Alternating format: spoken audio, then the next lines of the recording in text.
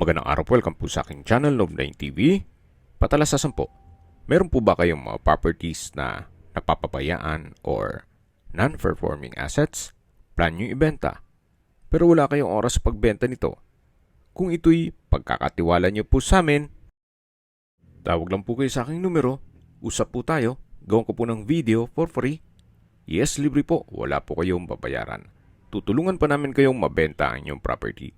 Kami na po bala sa marketing, sa boosting or paid ads. Even sa tripping, hindi na po kayo mapapagod sa pag-entertain ng mga buyers. Kami na po bala sa lahat. Tawag lang po kayo. Nandito po tayo ngayon sa Parañaque kung saan meron po tayong bagong video presentation. Isang brand new 2-story house na may 4 bedrooms. May lot area po ito na 84 square meters at may floor area na 128 square meters. Sa mga familiar po dito sa property, yung Unit A ay na-vlog na po natin. Ito pong Unit B ang i-present ko po sa inyo. Ang pagkakaiba lang nito ay meron pong balkonahe ang Unit B. Then ang Unit C ay sold na po. Ito po ay ready for occupancy at may fence and gate. Walking distance lang din po ito sa mga business establishments at highway. Kaya accessible ng public transportation. Napakalapit din po nito sa PATS College of Aeronautics. Pati po sa Walter Mart Sukat.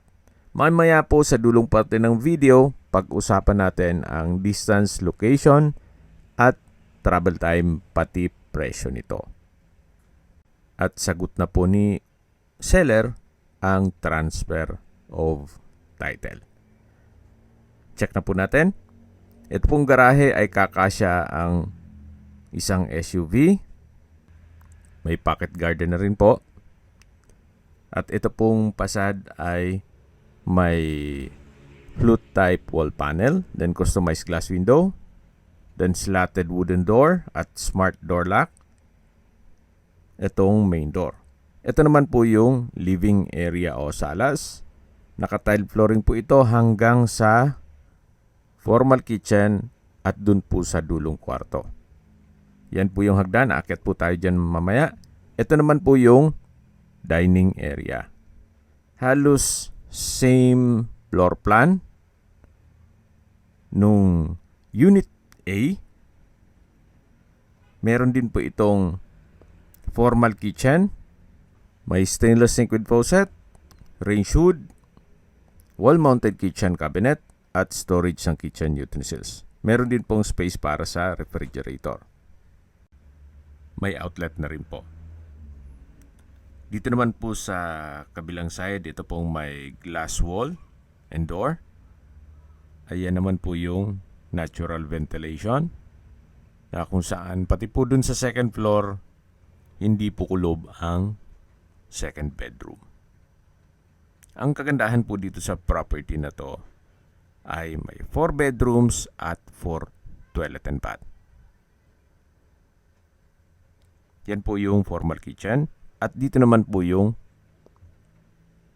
common toilet and bath na may bathroom countertop, tile bathroom wall, water closet with bidet, shower enclosure, hot shower set, bathroom window. Kumpleto na po ang 12 fixtures. Wala na po kayong ipapagawa dito. Ito po ay ready for occupancy. Ito naman po yung unang kwarto. Sa spasyo, sakto lang. Hindi naman siya ganun kaliit at hindi naman ganun kalaki. May center lamp, LED lamp. Then nakaabang na rin po yung butas para sa window type aircon. At ito naman po yung service area na pwede pong gawa ng dirty kitchen. At yan naman po yung likod ng bahay. Malaki naman po ito. Pwede po pong maglagay ng washing machine at dryer at kitchen countertop. Balik po ulit tayo dito sa loob. Yan po yung common toilet and bath. Dito naman yung formal kitchen. At doon naman po yung open below na may natural ventilation. At dito naman po yung dining area at living area. Pwede pong lagyan ng under stair storage At ito pong hagdan ay naka-wooden staircase, wooden handrail, at glass railing. Samahan niyo po ako, akyat po tayo. At nandito na po tayo sa second floor. Ito po yung hallway, papunta sa mga kwarto. Meron po ditong 3 kwarto at 3 banyo. Check po natin yung pang 2 kwarto, na kung saan malaki naman ang spasyo. At yung pagkakaiba naman po dun sa Unit A, ito po ay may balkonahe.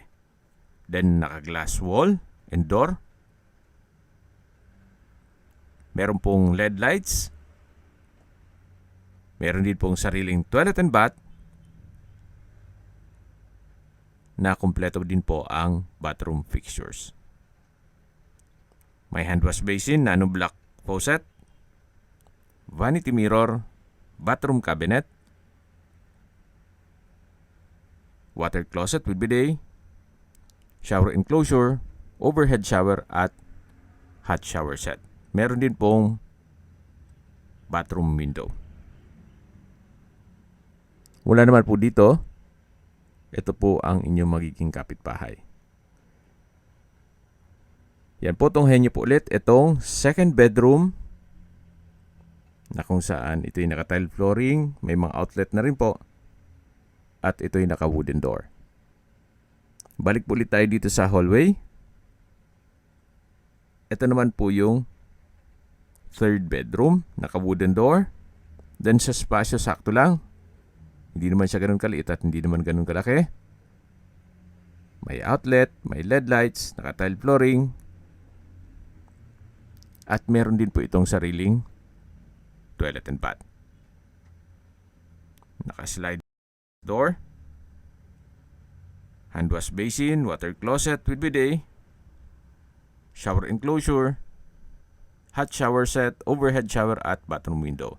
Ito po yung naka-tile bathroom wall. Balik po ulit tayo dito sa hallway. Ito naman po yung fourth bedroom. Napakalaki po ng espasyo. Meron din po itong sariling toilet and bath. Naka-tile flooring, may center lamp, pin lamp, at may mga outlet na rin po sa gilid nito. Check po natin itong toilet and bath. May hand wash basin, nano block faucet, water closet with bidet, shower enclosure, hot shower set, overhead shower, bathroom window, at tiled bathroom wall. Okay, sa distance, location at travel time portion na po tayo. Mula po sa Walter Mart, 210 meters lang po or walking distance. Mula naman po sa PATS College of Aeronautics, ang distance is 700 meters at ang travel time is 3 minutes.